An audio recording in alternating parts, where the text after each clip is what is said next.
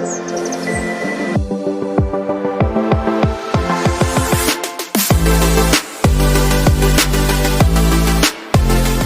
இயேசு கிறிஸ்து நாமத்தினாலே உங்களுக்கு என் அன்பின் வாழ்த்துதலை தெரிவித்துக் கொள்கிறேன்.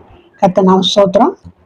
இந்த நாளில் இந்த 2025 வருடம் புதிய ஆண்டுக்குள்ள பிரவேசிக்க கர்த்தர் நம்ம கிருபை கொடுத்தார். இது ஒரு பெரிய பாக்கியம். இப்போ நம்ம என்ன செய்யணும்னு சொன்னால், இந்த புதிய ஆண்டு ஆசீர்வாதமாக நமக்கு இருக்கணும்னா நம்ம என்னென்ன தீர்மானம் எடுத்து செய்யணும், சில ஆலோசனை கொடுக்கணும்னு நான் ஏவப்பட்டேன். அதுதான் இப்போ உங்களோட பகிர்ந்து கொள்ள போகிறேன். இதுனா நமக்கு தெரிஞ்சு தானே யோசிக்காதீங்க. நீங்கள் இதை ஃபாலோ பண்ணிங்கன்னா, இதை நீங்கள் பின்பற்றுவீங்கன்னா கண்டிப்பாக இந்த புதிய ஆண்டு இந்த ஆண்டு முழுவதும் ஆசீர்வாதமாக இருப்பீங்க. இது கர்த்தர் கொடுக்குற ஆலோசனை, வசனத்தின் அடிப்படையில் தான் சொல்கிறேன். என்னுடைய ஆலோசனை இல்லை, கர்த்தர் கொடுக்குற வசனத்தின் அடிப்படையில் தான் நம்ம பார்க்க போகிறோம். கர்த்தர் நாம் ஸ்தோத்திரம். நம்ம என்ன செய்யணும்னாக்கா, காலையில் அதிகாலை எழுந்த உடனே யார்கிட்டையும் பேசக்கூடாது, ஆண்டவரோடு பேசணும். இது அவர் விரும்புகிறார். அதிகாலையில் எழுந்துச்சு நம்ம ஜெபிக்கணும்னு விரும்புகிறாரு. பாருங்க, வசனம் சொல்லுதுன்னா, நீதிமொழிகள் 8:17 என்னை சிநேகிக்கிறவர்களை நான் சிநேகிக்கிறேன், அதிகாலையில் என்னை தேடுகிறவர்கள் என்னை கண்டடைவார்கள். அதிகாலையில் எழுந்துச்சு அவரை தேடணும்னு விரும்புகிறார். இந்த அதிகாலை நேரம் நம்ம காலையில் எழுந்த உடனே முதல் மணி நேரத்தை கர்த்தரோடு செலவிடணும்னு கர்த்தர் விரும்புகிறார். இது நம்ம செய்யணும்னு விரும்புகிறார். நம்ம எழுந்துச்சு அந்த வேலைங்க இந்த வேலைங்க அது இது எல்லாம் செய்துட்டு அப்புறம் ஜெபம் பண்ணால் அதில் ஆசீர்வாதம் இல்லை.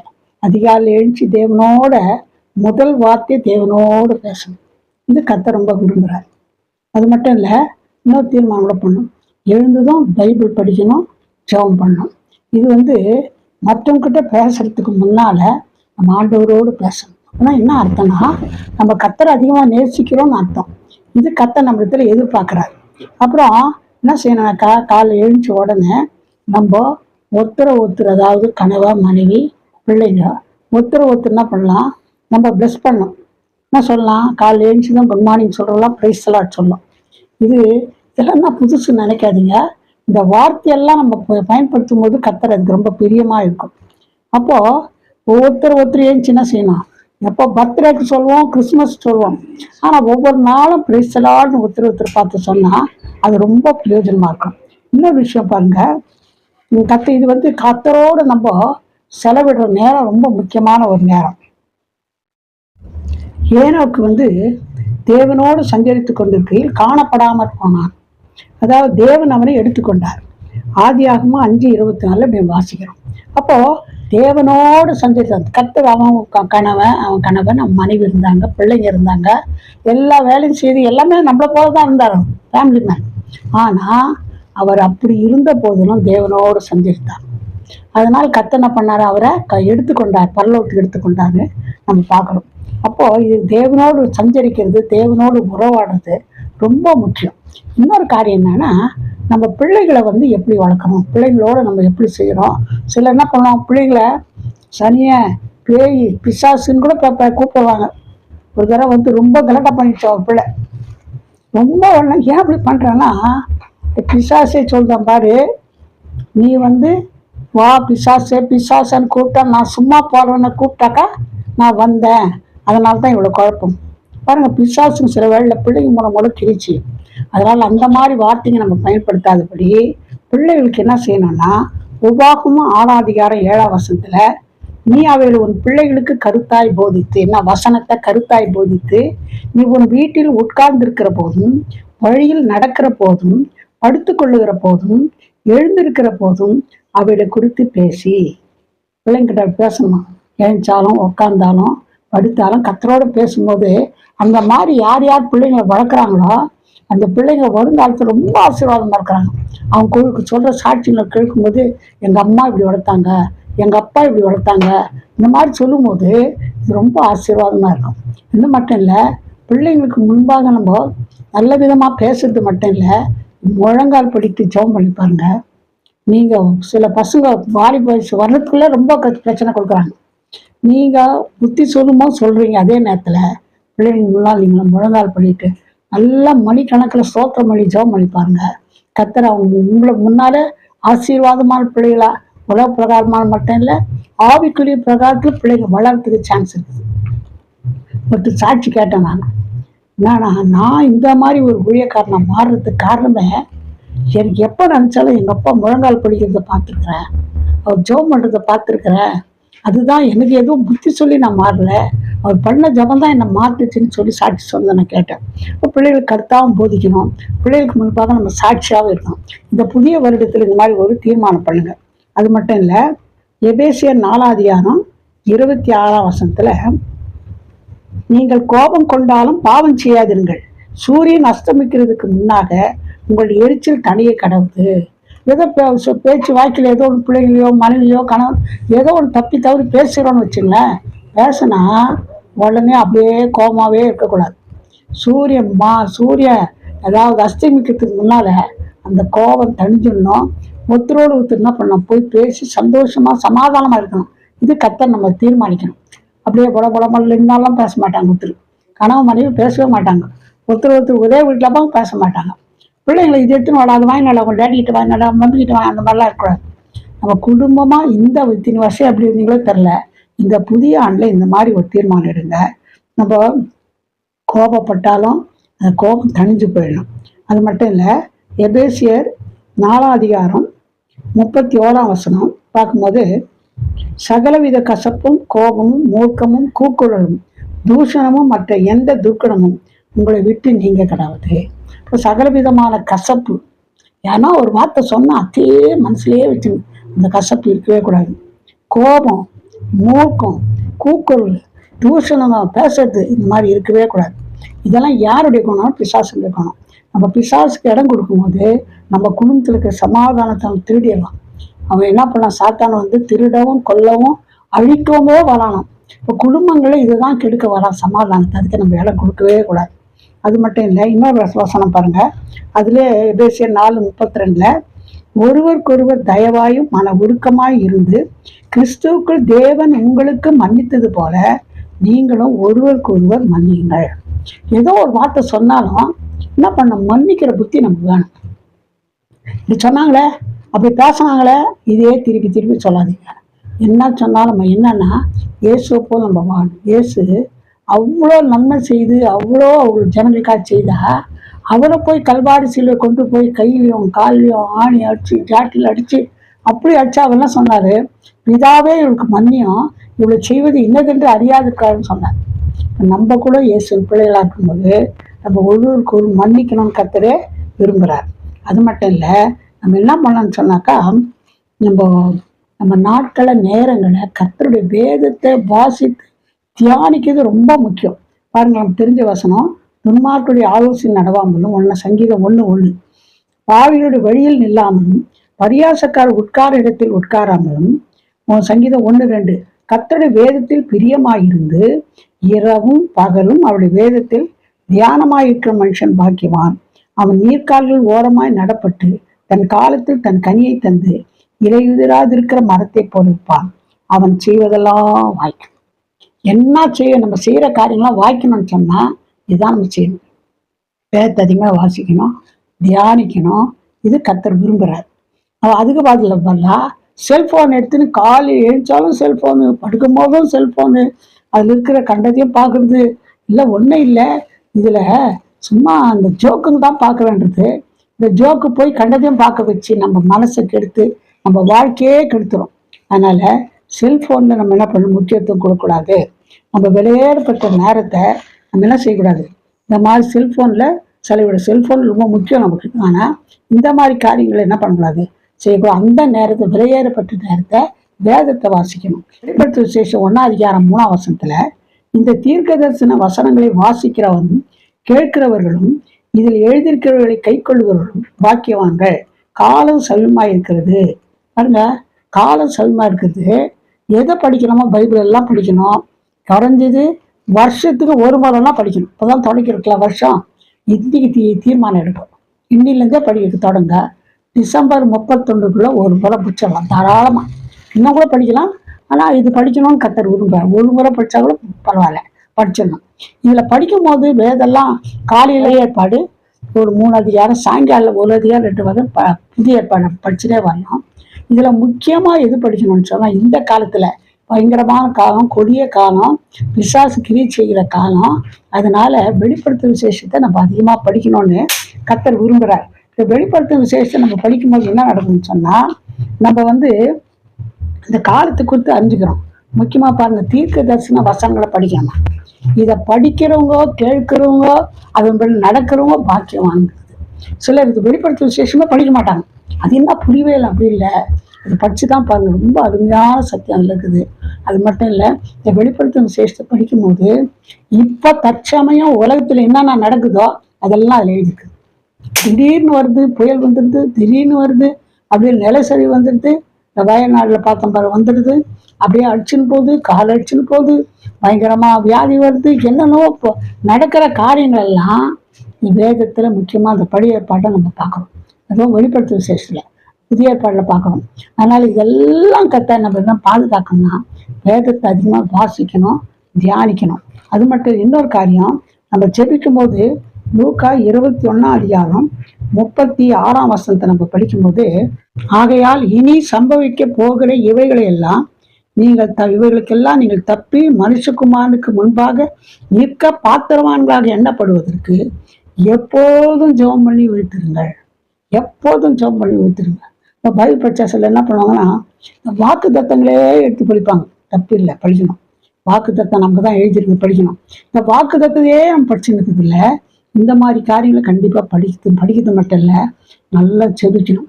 ஏன்னா வசனம் சொல்லுதுனாக்கா, இதில் இருந்து நீங்கள் தப்பிக்கணும்னா இந்த வருஷத்தில், இந்த 2025 வருஷத்தில் போன வருடத்தை காட்டிலும் இன்னும் அதிகமான குழப்பங்கோ, பஞ்சங்கோ, அப்புறமா இந்த நிலச்சரிவுங்கோ, இதுக்கப்புறம் புயலுங்க, மழை, திடீர்னு அப்புறம் ஆக்சிடென்ட்டுங்க, ஃப்ளைட்டில் போகிறது வர்றது, என்ன வந்தாலும் ஒரு பெரிய ஆபத்து இருக்குது இந்த வருஷத்தில்.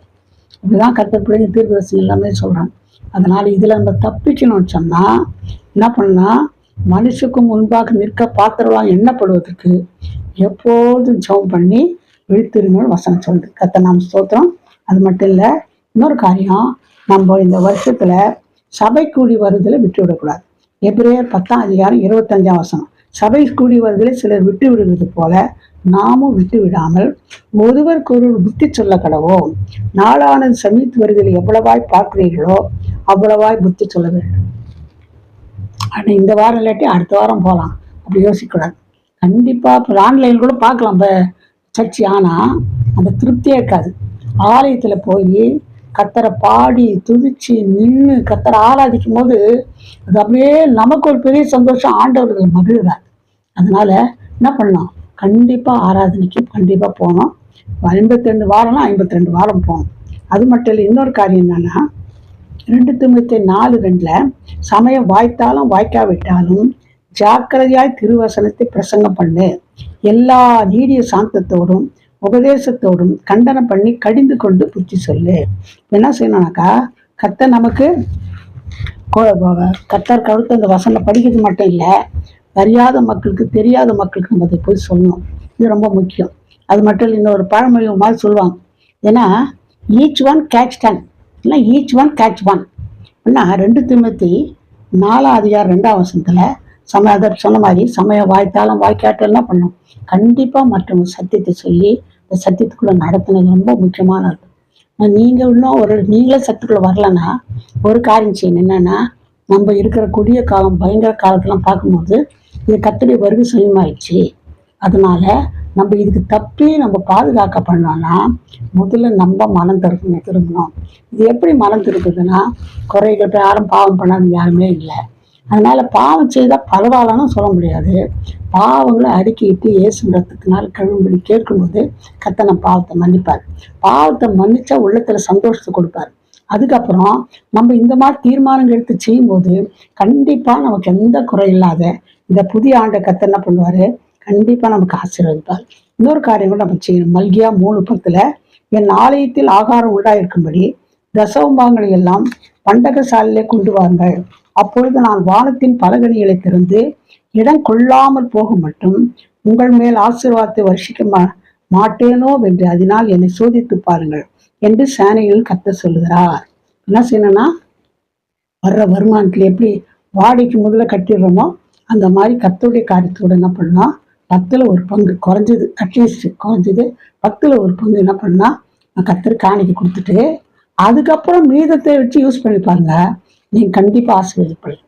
எனக்கு தெரிஞ்சவங்க ஒருத்தர் சொந்தக்காரோட சொல்லலாம், அப்படியே கடன் வாங்கி இந்த சென்னையில் தான் அப்படியே சம்பளத்தை வாங்கிட்டு வந்து அப்படியே ஒரு திண்ணை இருக்கும் அவங்க ஸ்கூலில், அதை வச்சுக்கின்னு மொத்தத்தையும் அப்படியே பங்கிட்டு வட்டிக்கே கொடுத்துட்டு வந்துடுவான். வந்துட்டு என்ன பண்ணுறது, வேறு ஒன்றுமே இருக்காது, திருப்பி என்ன பண்ணு கடன் வாங்கணும். அந்த மாதிரி ஒரு சூழ்நிலை இருந்தாங்க. கத்தரை அறிஞ்சவங்க தான். இப்போ எனக்கு கத்தர் அவங்க கூட பேச, அப்போ எனக்கு சின்ன வயசு தான், எனக்கு ரொம்ப சின்ன வயசு. நான் ஆவியான என்னோட பேசுங்க சொல்லுங்கன்னு சொன்னார். நான் சொன்னேன், நீங்கள் இது மாதிரி பண்ண லாபம் இல்லை, ஒன்று செய்யுங்க, முதல்ல வாங்கி சம்பளத்தை வாங்கி 10% எடுத்து கத்தருக்கு வச்சுட்டு அதுக்கப்புறம் நீங்கள் என்ன பண்ணுங்க, இந்த வட்டி கொடுக்குறீங்க, செலவு பண்ணு, கத்தர் உங்களுக்கு அற்புதம் பண்ணுவார்னு சொன்னேன். அவங்க உடனே நம்ம பொண்ணு தானே சொல்கிறான்னு யோசிக்கல.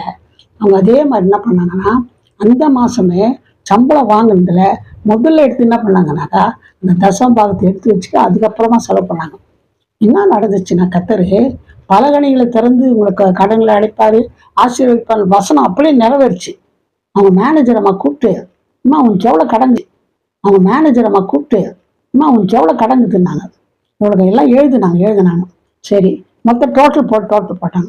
இவ்வளோ கடங்குதுமா, இது நான் வட்டி தான் கட்டினுக்கிறாங்க, நான் இந்த பணத்தை அப்படியே உனக்கு கொடுக்குறேன், நீ என்ன பண்ண கடன்லாம் அடிச்சுட்டு வட்டி கொடுக்குற மாதிரி அந்த பணத்தை கொஞ்சம் கொஞ்சமாக எனக்கு மாதமான கொடுத்துட்டு போதும். பாருங்க, கடன் ஒரு அடியில் அடிச்சு போச்சு. கத்தர் உண்மை உள்ளவர். ஐயோ இவ்வளோ பணம் கொடுத்துட்டாக்கா, 10% கொடுத்தனா எப்படி படைக்குதுன்னு யோசிக்காதீங்க. கத்தர் கொடுத்தா உங்களை ஆசீர்வதிப்பார், உங்கள் தேவையெல்லாம் கத்தர் சந்திப்பார். அது மட்டும் இல்லை, நம்ம என்ன பண்ணோம்னாக்கா, நம்ம வேலை செய்கிற ஸ்தலத்தில் எங்கே இருந்தாலும் சரி, ஸ்டூடெண்ட்டாக இருக்கலாம், காலேஜ் ஸ்டூடெண்ட்டாக இருக்கலாம், இல்லை ஒரு ஆஃபீஸில் வேலை செய்யலாம், எங்கே இருந்தாலும் நம்ம வாங்குகிற சம்பளத்துக்கு ஏற்றவாறு என்ன செய்யணும்னாக்கா நம்ம உண்மையாக வேலை செய்யணும். இது கத்தர் நம்மளுக்கு எதிர்பார்க்கல. இந்த வருஷத்தில் நீங்கள் தீர்மானம் பண்ணுங்கள், இந்த மாதிரி நான் கண்டிப்பாக என்ன பண்ணலாம், முக்கியமாக நான் சாட்சியாக வாழணும்னு கத்தர் விரும்புகிறேன். அது மட்டும் இல்லை, இந்த சங்கீதம் 118:15 படி நீதிமானுடைய கூடாரங்கள் ரட்சிப்பின் கம்பீர சத்தம் உண்டு, கர்த்தன் வலதுகரம் பராக்கிரமம் செய்யும். நீதிமானுடைய கூடாரத்தில் என்ன இருக்கணுமா, ரட்சிப்பின் கம்பீர சத்தம் இருக்கணும். அப்பெல்லாம் குடும்பங்களில் அட்லீஸ்ட் ஒரு 40 மினிட்ஸோ 25 மினிட்ஸோ ½ அன் ஹவரோ உட்காந்து ஒரு பாட்டு பாடுங்க, ஒரு அதிகாரம் பயில் படிங்க. அப்புறமா எல்லா பாயிண்ட் என்னென்ன கவலை, கண்ணீர், வேதனை, கவலை, கடன் தொலை என்ன இருந்தாலும் அதை அப்படியே வச்சு ஜெபம் பண்ணுங்க. பிள்ளைகளுக்காக யாருக்கு என்ன தேவை ஜெபம் பண்ணி பாருங்க. கத்தர் உங்களுடைய காரியங்கள் எல்லாம் கத்தர் அற்புதமாக செய்வார். இதை செய்யணும்னு கத்தர் நம்மளத்துல எதிர்பார்க்குறாரு. அது மட்டும் இல்லை, நம்ம எப்பவுமே என்ன செய்யணும், இதை பழக்கமாக வச்சுக்கணும். இந்த மாதிரி பழக்கமாக என்ன பண்ணணும், நம்ம இன்னொரு முக்கியமான காரியங்களும், வேலை செய்கிறீங்களா, காலேஜுக்கு போகிறீங்களா, சர்ச்சுக்கு போய் எங்கே போனாலும் பங்க்சுவாலிட்டி மெயின்டைன் பண்ணணும். அதாவது நேரத்தோடு போகணும். சர்ச்சு 9 மணிச்சுன்னா 8:45 போயிடுது. ஆஃபீஸ் 10 மணிக்குன்னா கொஞ்சம் முன்னாலேயே போங்க. ஸ்கூலு, காலேஜ் எங்கே போனாலும் அந்த பங்க்சுவாலிட்டி மெயின்டைன் பண்ணுங்கள். இது ரொம்ப ஆசீர்வாதமாக உங்களுக்கு இருக்கும், சாட்சியாக இருக்கும். அது மட்டும் இல்லை, நம்ம என்ன செய்யணும்னாக்கா, இந்த காரியங்களை ஒரு 14 நாள் கண்டினியூஸாக பண்ணி பாருங்க. அப்போ என்ன ஆகிடும்னா, அதுக்கு நம்ம பழக்கமாகிடும். அப்புறம் ஒரு 2 நாள் பண்ணி பாருங்களேன். அப்புறம் நம்மளறியாத ரொம்ப அப்படியா அது கரெக்டாக அப்படியே ஆகிடும், நம்மளறியாத நம்ம செய்வோம். இதெல்லாம் கத்த நம்மளுக்கு எதிர்பார்க்குறாரு. இன்னொரு முக்கியமான காரியம் சொல்கிறேன். இப்போ நடக்கிற சம்பவங்களாம் பார்க்கும்போது கர்த்தருடைய வருகை சமயமாயிடுச்சு, வரேன்னு சொல்லுகிறார். அவர் வர்றதுக்கு முன்னால் இந்த அடையாளம் நிறைய போகிறோன்னா, திடீர்னு கார் பற்றின எரியுது, திடீர்னு பைக்கு பற்றின எரியுது. இதெல்லாம் நம்ம முன்னே கேள்விப்படல. அப்படியே எரிஞ்சிச்சு, இது ஆயிடுச்சு, அது ஆயிடுச்சு, இதெல்லாம் நடக்குது. காரணம் என்னன்னா, வெளிப்படுத்துகிற சேஷம் இதுக்கெல்லாம் விளக்கம் இருக்குது. இதுக்கெல்லாம் காரணம் என்னன்னா, கர்த்தருடைய வருகை சமயமாயிடுச்சு. அதனால 2025 பிரவேசிச்சோம்னா, இந்த ஆண்டு கர்த்தர் வருகைக்கு கிட்ட வந்துட்டோம், ஒரு வருஷம்னு அர்த்தம். அதனால கர்த்தர் உங்களை ஆசீர்வதிக்கணும்னா கர்த்தரோடு வாழுங்க, கர்த்தரோடு செஞ்சுறீங்க. நான் சொன்ன காரியங்களாம் ஏதோ சொன்னாங்கன்னு நினைக்காதீங்க. ஆவியோட ஏவுதனால தான் நான் சொன்னேன். நான் இதை நீங்கள் செய்து பாருங்கள். இது ரொம்ப சிம்பிள் தான், இது ரொம்ப ஆசீர்வாதமாக இருக்கும். இந்த ஆண்டில் கர்த்தர் உங்களுக்கு கண்டிப்பாக ஆசீர்வதிப்பார். எல்லா குறைகளும் நீக்குவார், கடன்லாம் மாற்றுவார், பிரச்சனையெல்லாம் மாற்றுவார். உங்களோட கூடுந்து சமாதானமாக வாழ கர்த்தர் செய்வார். இந்த ஜெபம் பண்ணலாமா? எங்களை நேசிதான பரம்பிதாவே நல்ல வேலைக்காக நன்றி துதிக்கிறேன் ஐயா. இந்த 2025 வருஷம் உங்களை பிரவேசிக்க கிருபை கொடுத்தீங்கப்பா. நாங்கள் எப்படி வாழணும் இது எங்களுக்கு ஒரு ஆலோசனை கொடுத்தீங்கப்பா. அதுக்காக சோத்திரிக்கிறேன் ஐயா. தேவையில்லாத காரியங்களை நாங்கள் செய்யாதபடி நீங்கள் அற்புதம் செய்யுங்க. ஆண்டவர் உம்மோடு நெருங்கி வாழ, ஆண்டவரே அதிகாலையில் எழுந்து செபிக்க, வேதத்தை வாசிக்க, அந்த ஒருவரோடு ஒரு சமாதானமாக இருக்க, ஒருவருக்காய் ஒரு கத்தாவை மன்னிக்க, ஒருவரோடு சமாதானமாக இருக்கிற குடும்பத்தில் எந்த பிரச்சனைக்கும் பிசாசுக்கு இடம் கொடுக்காதபடி ஆண்டவரே வாழ நீங்கள் உதவி செய்யுங்கப்பா. சோத்திரிக்கிறையா ஆண்டவரே சோத்திரிக்கிறோம். நடக்கிற சம்பவங்களெல்லாம் நாங்கள் பார்க்கும்போது இந்த வருகை சமீபமாயிடுச்சு நாங்கள் உணர்றோம்ப்பா. வசனம் அப்படியே நிறைவேறுதப்பா. ஆகவே இந்த வருகைக்கு நாங்கள் ஆயத்தமாக எப்பொழுதும் ஜெபம் பண்ணி விழித்திருங்கள் என்று இந்த வசனத்தை படித்தோம்ப்பா. அந்த மாதிரி எப்பொழுதும் விழித்திருந்து ஜெபிக்க உதவி செய்யுங்கப்பா. இந்த வேலையில் எந்தெந்த குடும்பத்தில் சமாதானம் இல்லாத எப்பொழுதும் சண்டை சச்சரவாக இருக்குதோ அதை நீங்கள் அறிவீங்கப்பா. அந்த சமாதானத்தை கெடுக்கிற சத்துருவை இயேசுவும் அதிகாரமுள்ள நாமத்தில் கடிந்து கொண்டு கட்டுகிறப்பா. குடும்பங்களை சமாதானத்தை கட்டிடும். கோர்ட்டு கேஸ்லேருந்து ஒரு ஜெயத்தை தாங்க. படிக்கிற பிள்ளைகள் நன்றாய் படிக்கட்டும். இந்த பப்ளிக் எழுத போகிற இந்த வருஷத்துல நல்லா மார்க் வாங்கட்டும்.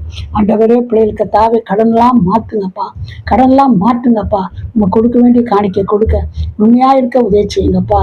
ஆண்டவரே ஆராதனைக்கு ஒழுங்காய் போக, ஒவ்வொரு வாரமும் ஒழுங்காய் போக நீ உதவி செய்யுங்கப்பா. ஒருவரோடு சமாதானமாக இருக்க, வேலை செய்ய ஸ்தலத்தில் வீட்டில் ஒருவர் மன்னித்து ஒருவரோடு ஒரு சமாதானமாக வாழ உதவி செய்யுங்கப்பா. அற்புதம் செய்யுங்க. இந்த ஆண்டு பிள்ளைகளுக்கு ஆசீர்வாதமாக மாற்றிட்டாங்க. இந்த ஆண்டு ஆசீர்வாதம் இருக்க குடும்பங்கள் ஆசீர்வதிக்கப்பட்டோம். வேலை ஸ்தலங்கள் ஆசீர்வதிக்கப்பட்டோம். வேலை ஸ்தலத்தில் ஆசீர்வதிங்க. வேலை இல்லாத மக்களுக்கு வேலை தாங்கப்பா. ஆண்டவரே குழந்தைக்காக காத்திருக்க மக்கள் குழந்தை பாக்கிய தாங்கப்பா. திருமணத்துக்காக காத்திருக்கிற வாலி பிள்ளைகளுக்கு நல்ல ஏற்ற துணைகளை தாங்கப்பா. எந்த குறையில் இருந்தாலும் இந்த ஆண்டு ஆசீர்வாதமான ஆண்டாய் ஆண்டவர் பிள்ளைகளுக்கு மாற்றித்தாங்க. அற்புதம் செய்யுங்க. பெரிய காரியம் செய்யுங்க. பொறுப்புள்ள கரத்துக்குள்ள நாங்கள் தாழ்த்துறோம். இயேசுவின் நாமத்தில் ஜெபம் கேளும் பிதாவே. ஆமென். God bless you.